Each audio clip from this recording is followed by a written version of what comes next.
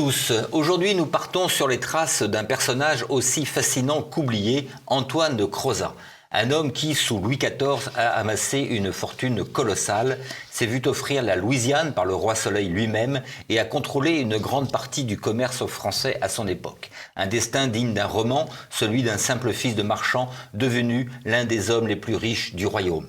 Mais pourquoi la Louisiane, ce territoire immense offert à Crozat, s'est-elle révélé un échec cuisant? Et surtout, pourquoi l'histoire a-t-elle relégué aux oubliettes celui que Voltaire surnommait Crésus Crozat? Pour répondre à ces questions, nous avons le plaisir de recevoir Pierre Ménard, auteur du livre Le Français qui possédait l'Amérique, un ouvrage captivant qui nous plonge dans l'ascension vertigineuse de ce financier hors norme. Pierre Ménard, bonjour. Et bienvenue. Alors je vous ai reçu la semaine dernière pour parler des infranquentables frères Goncourt, auxquels vous aviez consacré un ouvrage paru en 2020 chez Talandier.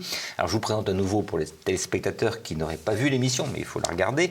Alors vous êtes écrivain, vous avez commencé par écrire 3 essais au titre provocateur pour les éditions du Cherche-Midi, Pour vivre heureux, vivons couchés, 20 bonnes raisons d'arrêter de lire et Comment paraître intelligent, ceci en 2015. Vous avez également écrit la biographie de Jean-Baptiste Tavernier, un explorateur du XVIIe siècle, et d'ailleurs c'est lui, il est connu pour avoir trouvé le fameux diamant bleu.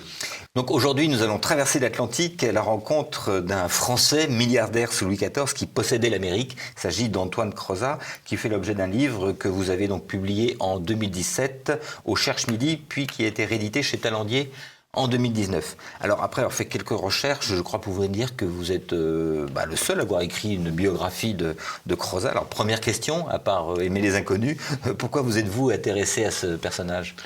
Complètement par hasard, à vrai dire. Oui. J'étais en vacances en Italie et en face de ma chambre, j'avais une gravure du fils d'Antoine Crozat, qui n'avait aucun rapport d'ailleurs avec l'endroit où j'étais. D'accord. Et dans la même semaine, je suis tombé 2-3 fois sur le nom d'Antoine Crozat dans un deuxième livre. Et on n'en entend jamais parler, donc j'ai regardé qui était ce monsieur. Donc là, vous avez dit, tiens, et j'ai vu une histoire un peu extraordinaire où il a fait construire le palais de l'Élysée, le Ritz à Paris, c'est son hôtel particulier, c'était sa résidence, qui a possédé la Louisiane surtout, qui à l'époque était immense. Et voilà, en partant de nulle part visiblement.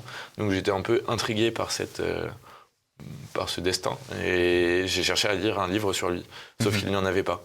Et donc, voilà, c'est comme ça que je me suis lancé dans l'aventure. À force de faire des recherches, et ça a donné un livre. Je me suis dit, puisque j'ai envie de lire sa biographie et qu'elle n'existe pas, je vais la faire moi. Alors, à part la fiche Wikipédia de Crozat, est-ce qu'il y a des sources? Est-ce qu'il y a plein d'archives? Comment avez-vous conduit vos recherches? Alors, ça a été très ardu, à vrai dire, parce que c'est la finance, aujourd'hui, déjà, c'est parfois un peu compliqué, mais alors la finance d'Ancien Régime, c'est très très particulier. Là-dessus, il y avait quelques travaux techniques qui avaient été faits, notamment par Daniel Dessert, par Guy Chaussinan-Nogaret aussi. Quelques mémorialistes. Crozat a quand même eu une importance. Oui, on va le voir. À son époque, donc, on a quelques mémorialistes, Dangeau, Chasles, Saint-Simon évidemment, qui parlent de lui. Mais surtout, j'ai cherché des archives. On a des archives officielles, bien sûr, des archives d'État qui parlent de lui. Et puis, j'ai eu de la chance. Je suis allé chercher son notaire, donc j'ai fait beaucoup de recherches pour retrouver son notaire, et puis après ça a été un jeu de piste, puisque j'ai pu retrouver son notaire à Paris, et ça m'a emmené de fil en aiguille vers plein d'endroits différents, puisqu'on parle d'une relation avec telle autre personne, donc j'ai regardé dans les archives de telle autre personne, et par ce jeu de piste comme ça, j'ai fini par découvrir beaucoup de choses, avec une spécificité quand même à l'époque, c'est que quand on a un financier comme Crozat, on se méfie toujours, et donc on peut faire un premier contrat le matin chez un notaire, et on fait un deuxième contrat l'après-midi qui dit que tout ce qui a été marqué dans le premier contrat est complètement faux. Oui. Et donc c'est vraiment un jeu de piste comme ça, on ne sait jamais ce qu'on va trouver. Et puis j'ai fini par réunir assez d'informations pour arriver à essayer de retraduire sa vie. J'ai de la chance aussi, il m'est arrivé beaucoup de choses rocambolesques. Un de ses correspondants, une de ses relations d'affaires, on a retrouvé toutes ses archives. Et donc elles étaient aux Pays-Bas. Toute une histoire où le carton est tombé dans la boue pendant que je faisais mes recherches juste avant parce que la camionnette qui est transportée a eu un accident, enfin bref. Mais j'ai fini par pouvoir exploiter ça. Et donc en miroir, je n'avais pas les lettres de Crozat, mais j'avais une copie des lettres de son correspondant. Et donc j'ai pu retracer vraiment une grande partie de son ascension à partir de ces documents. Vous avez mis combien de temps pour écrire ce livre? J'ai passé, ça m'a pris 3 ans. 3 ans. Alors donc ce Crozat est totalement méconnu alors qu'il a eu quand même une importance considérable à l'époque. Alors d'où vient-il ce qu'écrit Emmanuel de Varesquiel dans la préface qu'il a bien voulu vous faire? Antoine Crozat n'aura de cesse de marier ses enfants avec les plus grandes familles de la cour. On se réinvente des généalogies et on feint d'oublier ses origines. Alors quelles sont ses origines? Vous dites qu'il est parti de rien. Pas Alors, totalement quand même. Oui, effectivement, mais on y reviendra peut-être après, mais c'est la grande théorie au XVIIe et XVIIIe siècle sur les financiers, où on s'amuse à chaque fois à dire qu'ils ont été laquais, qu'ils sont nés dans des familles absolument abominables. Okay. C'est souvent très exagéré. Et en fait, Crozat, et comme d'autres financiers à son époque, s'inscrit dans une logique d'ascension familiale. Il a un grand-père, effectivement, qui était bonnetier, donc vraiment pas grand-chose, à Albi. Le père, lui, a commencé à faire fortune. Il s'est auto-anobli, mais comme ça se faisait souvent à l'époque, c'est-à-dire qu'il s'est acheté des terres, en devenant marchand, comme ça se faisait beaucoup, il est devenu un peu banquier aussi à côté. Il a commencé à faire une petite fortune comme ça. Il est devenu visiblement un des hommes les plus riches de Toulouse. Il s'est bien marié, et puis il s'est acheté des terres. Il est devenu capitou à Toulouse. C'est l'équivalent de conseiller municipal. C'est le conseiller municipal, mais c'était anoblissant. Ce qui lui a permis, alors quand Crozat avait déjà 19 ans, mais de s'agréger à la noblesse, officiellement cette fois. Et Crozat, donc dans cette logique d'ascension familiale, donc de petit-fils de bonnetier, a lui fait des études de droit.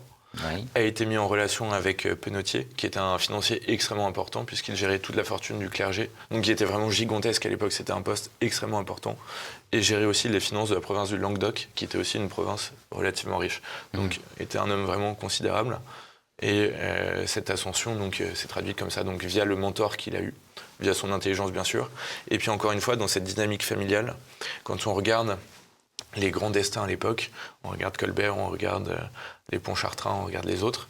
Souvent, c'est tout un système familial, tout un système d'alliance assez complexe. Et donc, Crozat s'est bien marié à une famille de financiers qui était elle-même bien alliée. Et puis, les frères de Crozat ont joué une grande influence. La stratégie à l'époque, c'est quand même souvent de favoriser l'élément le plus brillant. Et chacun lui fait la courte échelle. Donc, on regarde, il y a Antoine Crozat, il y a aussi son frère Pierre, qu'on appelait le pauvre, c'était Crozat le pauvre, Crozat le riche, mais qui était quand même fabuleusement riche aussi, grand collectionneur d'art. Un des autres frères, deux frères abbés, un qui célébrait quand même la messe devant Louis XIV, ce qui est très pratique, et puis l'autre qui était également au Parlement de Paris et qui l'aidait dans toutes ses manigances. Et les deux d'ailleurs étaient impliqués aussi dans toutes les magouilles qu'il faisait financières, les deux abbés étaient impliqués là-dedans. Donc vraiment, et les sœurs de Crozat étaient également bien mariées. Donc c'est pas juste une ascension éclair comme on aime l'écrire avec une personne qui sort de nulle part. C'est pas un self-made-man. Exactement. Il a connu une ascension vraiment vertigineuse. Il est devenu l'homme le plus riche de France, ou le deuxième, c'est sujet à débat avec Samuel Bernard. Mais quand même, avec toute cette dynamique familiale et tous ces groupes qui l'entourent autour de lui. Et puis bon, ses talents personnels, quelles sont ses qualités? C'est un redoutable homme d'affaires, il a aucun scrupule. Ses qualités, c'est évidemment une intelligence fulgurante et une absence de scrupules aussi. C'est une dureté, une cupidité qui est folle. C'est-à-dire que Crozat était donc vraiment fabuleusement riche. Sa fortune, c'est 20 millions de livres. Pour donner une idée du budget de l'État, c'est à peu près une soixantaine de millions, les recettes de l'État. 20 millions de livres comparé à 69 millions, je crois, en 1715, les recettes de l'État. Lui a 20 millions. C'est absolument colossal. Quand on regarde les ducs et pairs, qui sont vraiment censés être au firmament de la société, ils ont des fortunes qui vont entre 500 000 livres et quelques millions. Avec 20 millions, il écrase absolument tout ça. Il est complètement hors catégorie. Et le roi, à plusieurs reprises, demande de l'aide à Crozat, parce qu'on traverse des famines, parce qu'il faut aider les populations. Et Crozat, à un moment, a des bateaux qui reviennent d'Amérique, qui sont chargés de victuailles, de matières précieuses, etc. On demande à Crozat d'aider, parce qu'à Nantes, la ville traverse une famine. Crozat obtempère pour satisfaire le roi. On a des rapports d'espions qui sont envoyés à Louis XIV, où les espions disent ce qu'il a donné aux pauvres, même les chiens n'en veulent pas, ne veulent pas en manger. Et donc une dureté même sur son lit de mort, il est en train d'aller réclamer des sommes complètement dérisoires à ses locataires, puisqu'il a fait des programmes d'investissement immobilier. Et donc vraiment sur son lit de mort, il va réclamer les derniers centimes qui lui manquent. C'est ça qui est assez fascinant. Alors justement, quelle était la place des financiers sous Louis XIV à cette époque? Vous avez parlé tout à l'heure de Samuel Bernard, il y a également les frères Paris. On peut comparer, ils boxent dans la même catégorie? Oui, les financiers à l'époque ont une place vraiment complètement à part.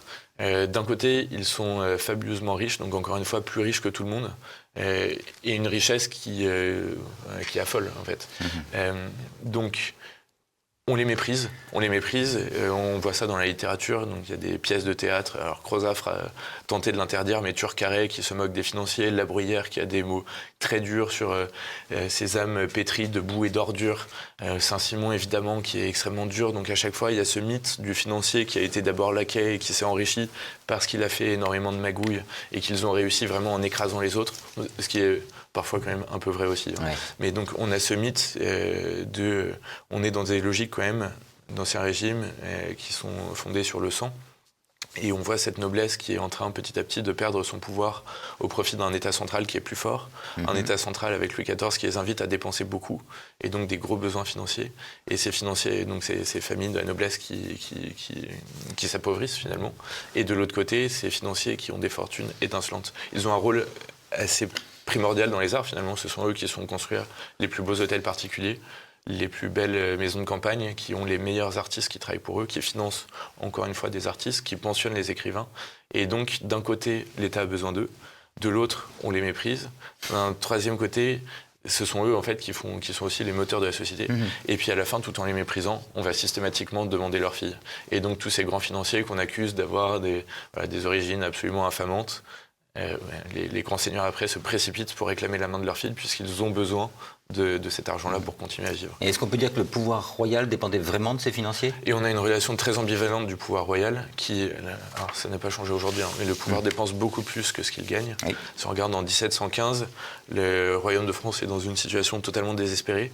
69 millions de livres qui rentrent dans les caisses, 146 millions de dépenses. On est au-delà des 6% de déficit. 2 années de budget qui sont déjà mangées d'avance et 3 milliards de dettes. Situation désespérée, on a besoin des financiers. Et donc le pouvoir, tout en utilisant ces financiers qui ont tous les réseaux, qui savent aller chercher aux Pays-Bas, y compris dans les pays en guerre d'ailleurs, on se fait financer, la France pendant ces guerres se fait financer par ses adversaires. Donc ils savent avec leur réseau aller chercher tout le monde. Ils ont les réseaux les plus puissants, ils sont mieux informés que les États. J'ai retrouvé pas mal d'archives où en fait c'est Crozat qui reçoit le courrier des ministres parce qu'il arrive à le recevoir avant eux. C'est Crozat qui donne les informations aux ministres pendant les guerres sur ce qui est en train de se passer sur les différents fronts, grâce à ces réseaux. Et puis parfois, retour de bâton extrêmement violent. À plusieurs reprises, notamment en 1717, on fait la liste de tous les financiers et l'État qui ne sait plus trop comment s'en tirer fait une pirouette et explique que si la France est ruinée, c'est pas parce que l'État dépense trop, c'est parce qu'on a une catégorie de parasites, les financiers, qui regardaient leurs hôtels particuliers, leurs châteaux, etc. Et donc ce sont eux qui ont volé le peuple. Et on a des lettres qui sont publiées, enfin qui sont affichées partout dans Paris, et qui font vraiment penser au procès de Moscou. On explique que donc, ces financiers sont les ennemis du peuple, volent le peuple toute la journée, et que donc l'État va récupérer l'argent où il se trouve, c'est-à-dire chez les financiers. Et donc on a des scènes où on condamne à mort plusieurs financiers, en 1717 encore une fois. On en prend certains, on va les chercher au milieu de la nuit dans leur hôtel particulier. On les trimballe en chemise dans tout Paris. Et la population a le droit de leur cracher dessus, de les menacer, de les insulter. Alors j'ai oublié le prix, mais il faut payer 5 sous pour avoir le droit d'aller donner une gifle aux financiers. X pour leur cracher dessus, littéralement. Et donc on assiste aussi à ces retours de bâton. Et puis une fois que tout ça est passé, eh ben, on a quand même besoin d'eux. Et donc on passe l'éponge, on les a un peu essorés, on a retiré un peu d'argent et puis on leur redemande de l'aide et puis ils reconstituent leur fortune. Parce qu'il y a une vraie confusion finalement à l'époque entre l'argent privé et l'argent public. Oui, tout à fait. En fait, l'État n'a pas une administration qui est suffisamment forte et suffisamment organisée pour réussir à récolter les impôts tout simplement. Et l'État dépense beaucoup. Pour évidemment les constructions de bâtiments, etc., mais aussi beaucoup pour les guerres qui absorbent évidemment la majeure partie du budget. Et donc, n'ayant pas cette organisation centrale, l'État recourt à des individus comme Crozat pour percevoir les impôts. Et il faut voir qu'à l'époque, c'est complètement désorganisé. Le recouvrement des impôts, donc les exercices se chevauchent sur une vingtaine de mois en général. On a des comptes complètement embrouillés, charge après à ces précepteurs d'impôts, donc qui vont avancer en fait au roi une année d'impôts et qui vont après se débrouiller par tous les moyens possibles pour réunir les sommes. Eux-mêmes se mettent à risque évidemment de ne pas pouvoir rembourser des sommes qu'ils ont contractées avant. Et donc ils vont chercher tous les moyens pour pressurer la population, infliger des amendes imaginaires, voler un peu dans les caisses. Et ce qui est le plus effarant, c'est que l'État, qui n'arrive pas à récupérer assez avec ses sommes pour les impôts, va faire de la vente d'affaires extraordinaires, donc de la vente notamment d'office. C'est-à-dire qu'à l'époque, les fonctionnaires, ce sont des charges qui s'achètent. C'est encore le cas aujourd'hui, on a les officiers d'état civil, on a les huissiers, les notaires, officiers d'état civil, ça vient de là, des offices, ça s'achète, ça se transmet. Et donc l'État, pour trouver de l'argent, va recourir à ces placements, c'est-à-dire qu'il va vendre des charges de plus en plus absurdes. On a des contrôleurs des perruques, des compteurs de poissons d'eau douce. On estime qu'une barque qui traverse la Seine à l'époque va être contrôlée 126 fois. D'accord. Elle va avoir 126 fois des droits de douane avec des gens qui se sont arrogés le droit d'être compteurs de poissons d'eau douce, etc. et qui vont avoir le droit de taxer.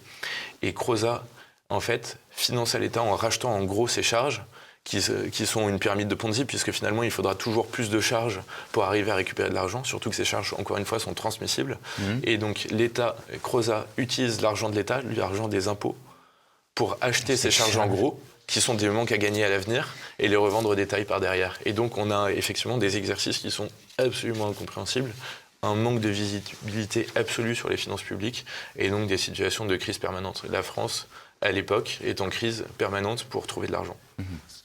Alors votre livre est intitulé « Le Français qui possédait l'Amérique », parce qu'effectivement, c'était en 1712, Louis XIV cède une partie de l'Amérique, la Louisiane, qui la superficie est alors équivalente à celle du royaume de France. Alors, à quoi ressemblait la Louisiane à cette époque? Est-ce que c'était un territoire exploitable? C'est un cadeau empoisonné en fait. En 1712, donc, la France est en guerre depuis 1701 contre toute l'Europe. C'est une guerre de plus qui s'ajoute aux nombreuses guerres qu'il y a déjà eu avant. Et la France est bien seule. France et Espagne sont seules contre le reste de l'Europe. La France a effectivement cette colonie au bout du monde. Où il n'y a absolument rien. Il y a 200 personnes en tout sur un territoire qui fait la taille de la France. 200 personnes. 200 colons. Il y a aussi des Indiens, avec lesquels on a des relations ambivalentes. Puisque d'un côté, on essaie de s'entendre à eux, et puis de l'autre côté, les colons attaquent régulièrement. Les Indiens attaquent régulièrement aussi les territoires français. On ne sait rien en faire. En fait, on a essayé de faire des plantations dessus, mais on dit que le sable est tellement fin. Oui, là, c'est insalubre. C'est insalubre. Il y a énormément de moustiques. Les terres ne permettent pas les plantations, on ne peut rien planter là-dessus. On a des lettres qui viennent de là-bas où on dit que le sable est tellement fin qu'on ne pourrait même pas en faire des horloges, du sable à horloge. On ne peut rien en faire. Et donc la France se dit, mais que faire de ce territoire qui est quand même stratégique? Il est entre les colonies espagnoles du Nouveau-Mexique et les colonies anglaises de l'autre côté. Et donc on fait des faux rapports. En fait, on trouve Crozat, l'homme le plus riche du royaume, et on lui dit, on va refourguer ça à Crozat. Et donc, refourguer de quelle manière? Parce que on fait des faux rapports. On fait des faux rapports en disant que la Louisiane est un territoire absolument fabuleux, qu'il suffit de se ramasser par terre, on ramasse l'or à pleine main, qu'il y a des mines d'argent, des mines d'or, tout ce qu'on veut, et que donc Crozat, lui qui n'est qu'un homme d'argent, va finalement avoir une vraie assise territoriale, il va devenir une sorte de roi, il va avoir la Louisiane. Et donc ça flatte évidemment l'ego de Crozat qui se précipite là-dedans et puis qui découvre assez rapidement le pot au rose, c'est-à-dire que finalement comme on ne peut rien planter, tout coûte cher, il faut tout importer là-bas, qu'il faut entretenir une garnison, financer des navires, etc. Et donc effectivement cette colonie où il misait beaucoup dessus pour faire du commerce interlope, c'est-à-dire... Qu'est-ce qu'on appelle le commerce interlope? Le commerce interlope, c'est ce qui a fait sa fortune en réalité. À l'époque, les colonies espagnoles sont fabuleusement riches parce que l'argent, ce qu'on appelle l'argent, c'est vraiment l'argent au sens propre. C'est du métal, du métal argent. En Europe, on a très peu de mines d'argent. Il y en a quelques-unes en Hongrie. Mais on a une société qui s'enrichit et on a toujours la même masse monétaire qui arrive. Et donc les Espagnols, avec leurs mines en Amérique latine, et notamment à Potosi, au Pérou, l'expression c'est le Pérou, ça vient de là d'ailleurs, c'est parce qu'on a ces mines de Potosi. On raconte qu'on extrait tellement d'argent de ces mines qu'on pourrait faire un pont en argent qui relie Potosi à Madrid. Et donc les Espagnols ont ces fabuleuses quantités d'argent, vraiment faramineuses, et la France en manque absolument. Et donc comment aller récupérer cet argent? Les Espagnols interdisent le commerce à ceux qui ne sont pas espagnols. Et donc l'ambition de Crozat, c'est d'aller chercher cet argent en Espagne en vendant aux Espagnols, en allant mettre ses navires dans les colonies espagnoles pour vendre des babioles, etc. et en retirer énormément d'argent. Il a créé une première société avec Louis XIV en 1698 qui s'appelle la Compagnie Royale des Mers du Sud, qui est une fausse compagnie d'exploration. Et donc Louis XIV envoie ses navires près des côtes espagnoles en disant qu'on va explorer des îles qui n'auraient pas encore été découvertes. En réalité, c'est un stratagème. L'idée, c'est d'aller près des gros ports espagnols, donc Buenos Aires, etc., de faire semblant que les navires vont couler bientôt, qu'il faut les réparer. Grâce à ça, on entre dans les ports, on paie un pot de vin. Les Espagnols, en réalité, font très peu de commerce avec leurs colonies puisqu'ils se contentent d'aller chercher l'argent. Et donc, les colonies espagnoles manquent de tout, donc on peut leur vendre très cher énormément d'objets. À ce moment-là, on remplit les caisses d'argent. Je vous passe après les détails parce qu'on fait de la spéculation souvent avec la Chine où l'or et l'argent n'ont pas le même cours. On refait des échanges comme ça et on récupère l'argent en France.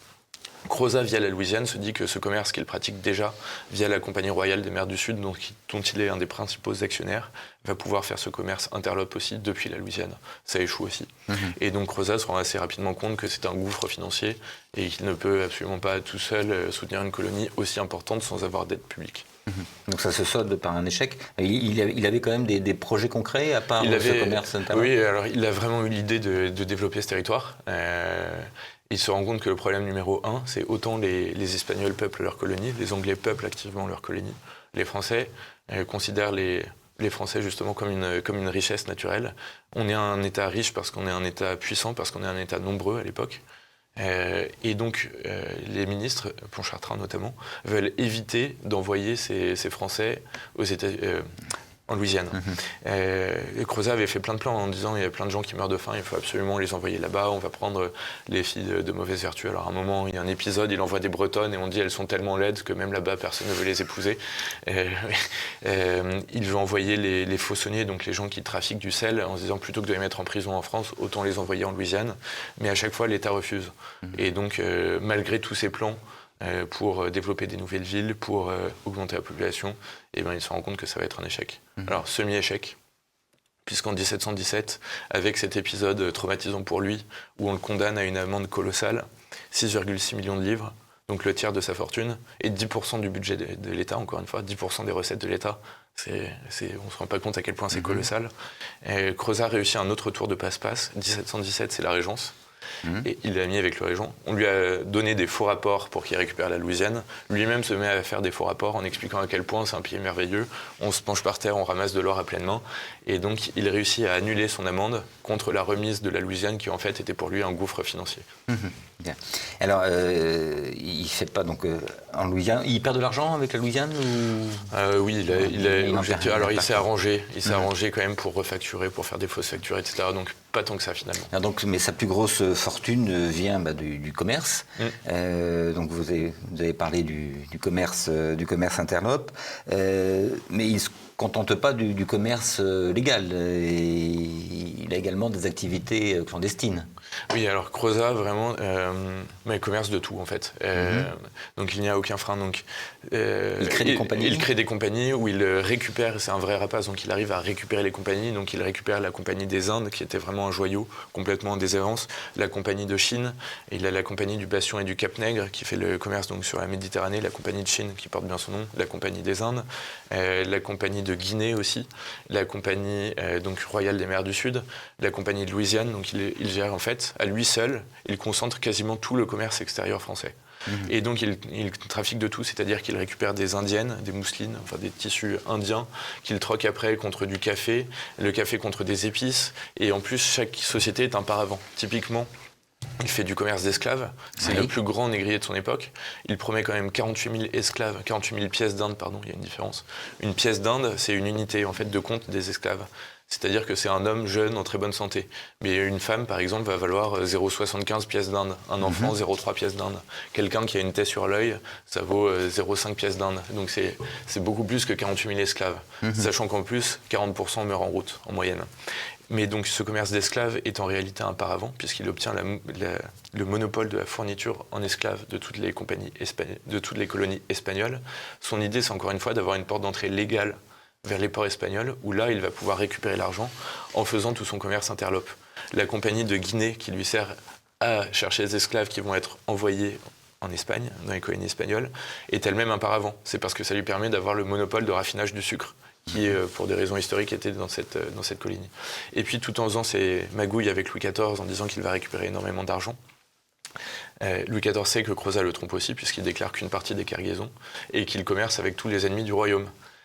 Et donc il va faire du marché noir d'argent, sur lequel il gagne des fortunes absolument colossales. Et puis de temps en temps, il sait qu'il est pris dans la main dans le sac, et donc il fait des lettres absolument mielleuses au ministre en dénonçant tous ses associés. Mais alors, cette traite négrière dont vous parliez, et puis l'exploitation des ressources coloniales, ce ne sont pas les revenus principaux de Crozat ou du royaume. Alors, les revenus principaux de Crozat, c'est quand même ce commerce triangulaire. Encore une fois, ce n'est pas la vente d'esclaves qui rapporte de l'argent, parce qu'il y a un marché noir aux esclaves, sans mauvais jeu de mots, où il y a des gens qui vendent des esclaves à prix cassé, les Anglais notamment, qui s'arrangent pour faire débarquer des esclaves et puis qui revendent pas cher du tout en corrompant tout le monde. Là où ils gagnent vraiment de l'argent, c'est sur les produits. Donc les produits qui viennent d'Inde, les produits exotiques, qu'ils revendent à prix d'or, ils rachètent les cargaisons, ils les revendent à prix d'or. Et ce sont aussi surtout tous ces prêts qu'il fait à l'État, tout simplement, à des taux complètement usuraires. Il spécule sur les billets de monnaie. En 1701, on a les premiers billets de monnaie français. Et donc là, c'est le système de l'eau. C'est juste avant. Mais c'est très peu connu. Mais voilà. Et donc, c'est toutes ces spéculations, c'est l'ensemble de ces spéculations qui lui permet toujours d'avoir des sources de revenus gigantesques. Et au niveau, est-ce qu'on peut le comparer aux grands négociants de Nantes, de Bordeaux, de Saint-Malo ? Alors, c'est à Saint-Malo que beaucoup se passe en réalité à l'époque, à son époque. Et donc, évidemment, il fait partie des grandes familles là-bas. Il se construit vraiment un empire en Bretagne. Il rachète toutes les seigneuries qui existent là-bas, qui sont disponibles. Et c'est un des plus grands associés des Malouins. Donc il travaille avec les différentes familles de Malouins et il récupère en effet tous les privilèges de la Compagnie des Indes. Et donc il arme des navires depuis Saint-Malo, depuis La Rochelle aussi, depuis Nantes, mais beaucoup depuis Saint-Malo. Et encore une fois, c'est lui qui concentre la quasi-totalité du commerce extérieur français. C'est le plus gros négociant français. Donc il fonctionne comment ? Il a des comptoirs partout, des correspondants partout ? Il a des correspondants absolument partout, y compris à l'étranger, y compris encore une fois dans les pays qui sont en guerre avec la France. Et donc il sait tout avant tout le monde. Donc c'est une première mondialisation du... C'est les débuts de la mondialisation, effectivement. Encore une fois, effectivement, ça permet, enfin vous le dites bien, ça permet... les habitants fortunés de Pondichéry dorment dans des draps du Languedoc ou d'Angleterre. Ils couvrent leurs femmes de coraux d'Afrique du Nord.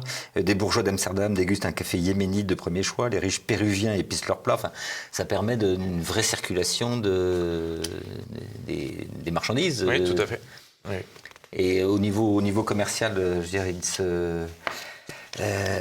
qui sont ses clients ? Enfin, on parlait des riches péruviens, mais sinon c'est la haute bourgeoisie, aristocratie en France ? Alors, tout dépend des produits. En fait, on en a typiquement les indiennes, enfin les tissus indiens qui sont quand même relativement répandus. Et puis après, on a effectivement le cacao qui n'est bu quand même que par une élite.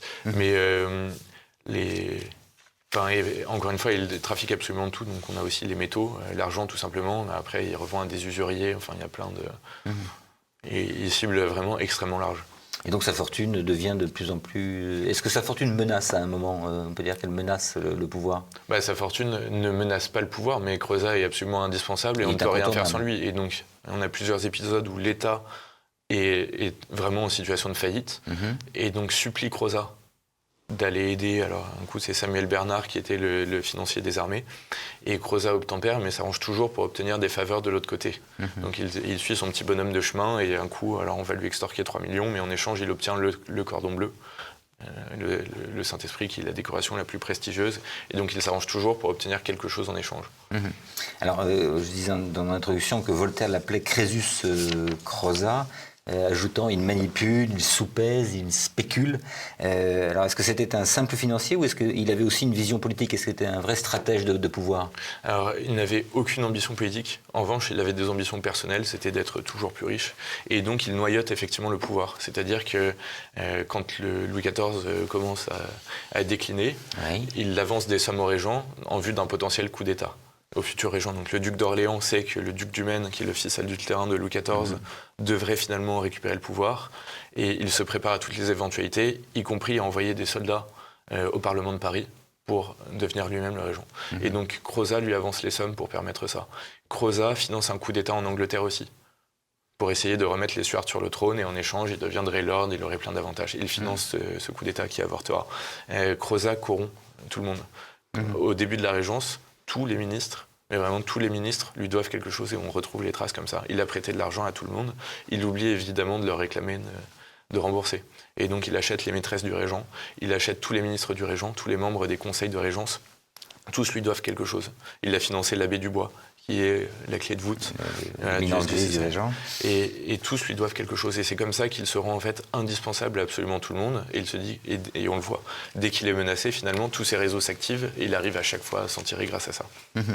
Alors, est-ce qu'on peut dire que c'est un précurseur, on parlait de mondialisation, est-ce que c'est un précurseur de la haute finance moderne? Que vous dites que Marx ne le cite pas nommément dans toutes ses œuvres, mais une partie du Capital le désigne sans, oui, tout à fait. sans hésitation. Alors, c'est très sujet à caution parce qu'on a plein de thèses complètement qui contredisent totalement ça, mais l'idée de Marx, c'est de dire que l'argent de l'Europe vient de l'exploitation de l'Amérique, donc des esclaves aux États-Unis, et que c'est cet argent, alors je ne sais plus quelle est la formule, qui sue le sang par tous les ports, ou j'ai oublié la formule exacte de Marx. Suant le sang et la boue par tous les ports. Voilà, qui permet à l'Europe d'accumuler les richesses qui lui permettront d'amorcer la pompe de l'ère industrielle.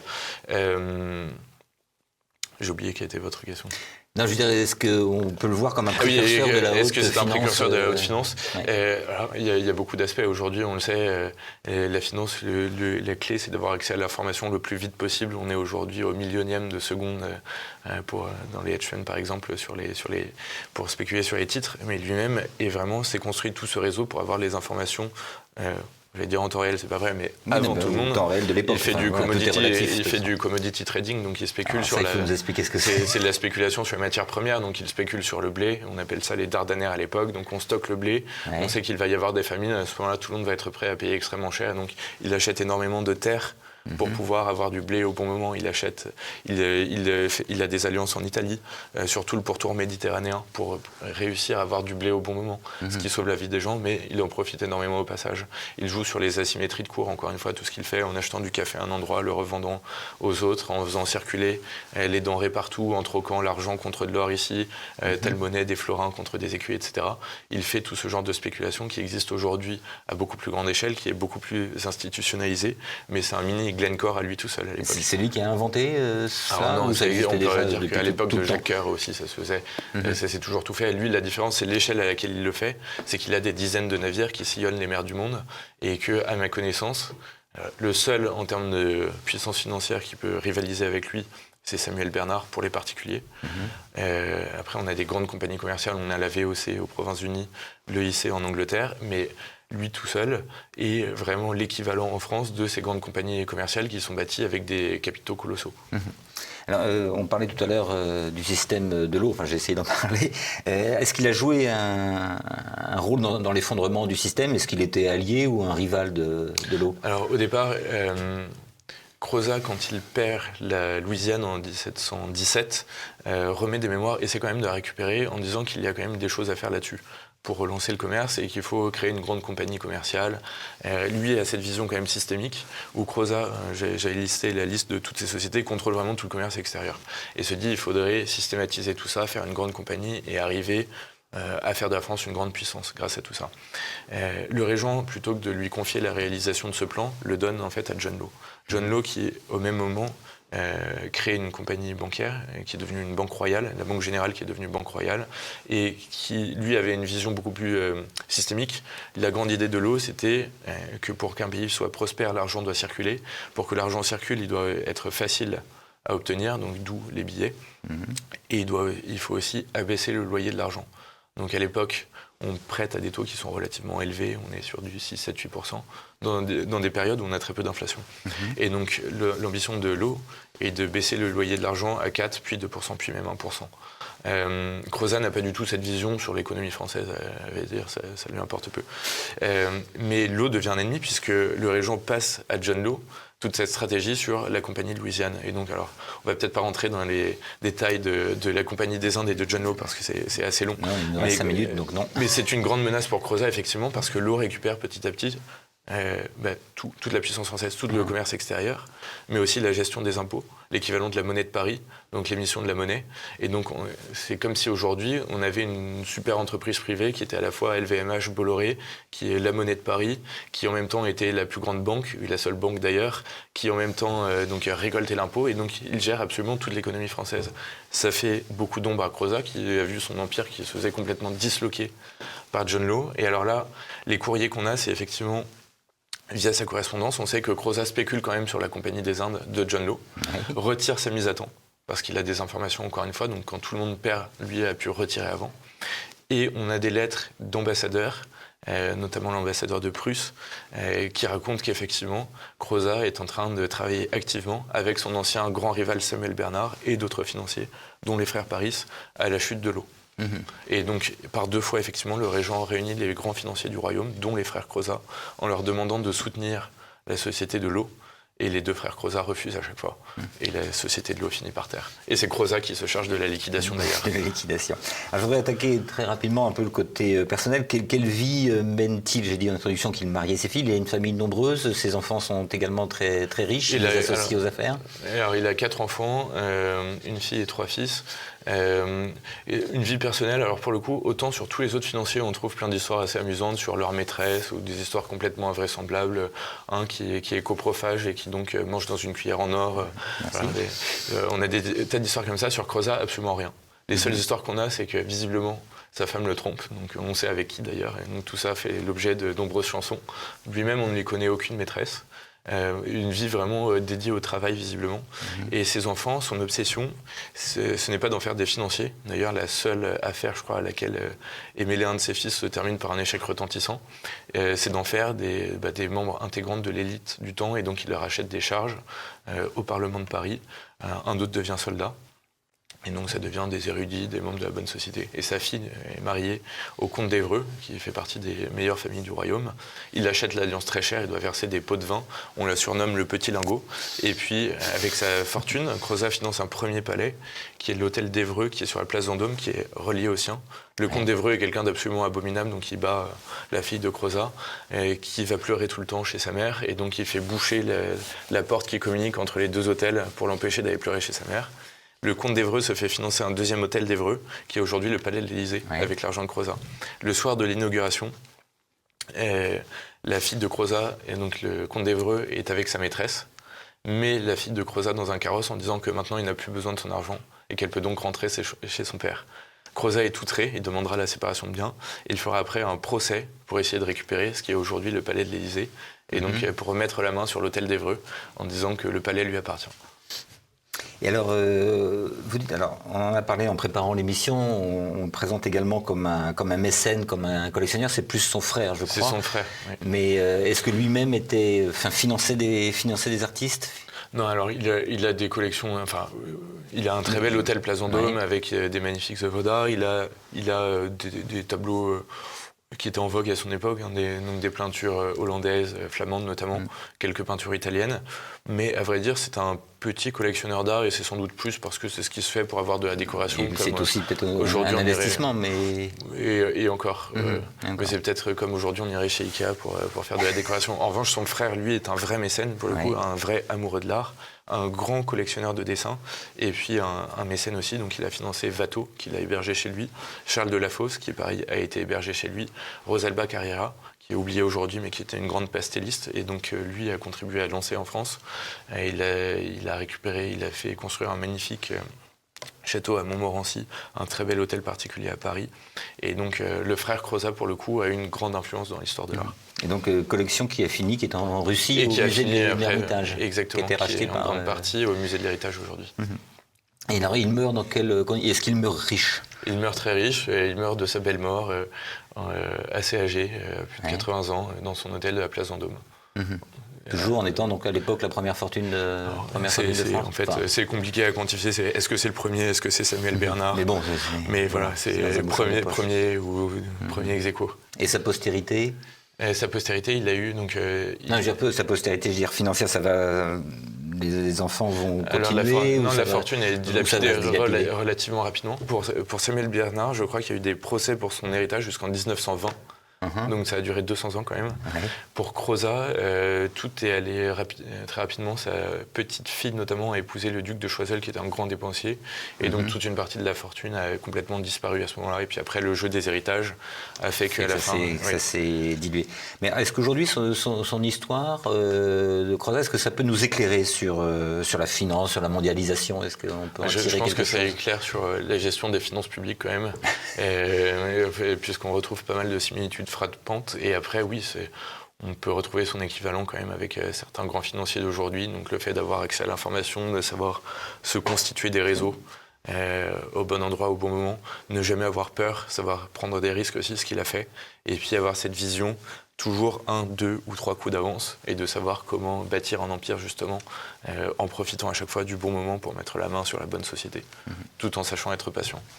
Bien. Pierre Ménard, merci infiniment. Donc, je rappelle le titre de votre livre, Le Français qui possédait l'Amérique. Donc, c'est la vie extraordinaire d'Antoine Crozat, qui était milliardaire sous Louis XIV. Et vous pouvez le trouver dans la collection Texto chez Talandier. Merci. Alors, je voulais dire aussi, c'est le sujet, la finance, ça peut nous paraître toujours un peu aride. Pas du tout. C'est d'une écriture, c'est très vivant, c'est drôle d'ailleurs, souvent.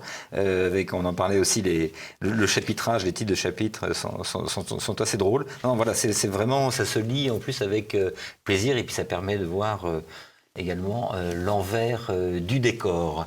Merci beaucoup. C'était Passé Présent, l'émission historique de TVL, réalisée en partenariat avec la revue d'Histoire européenne. Avant de nous quitter, n'oubliez pas bien sûr de cliquer sur le pouce levé sous la vidéo et de vous abonner à notre chaîne YouTube. Merci et à bientôt.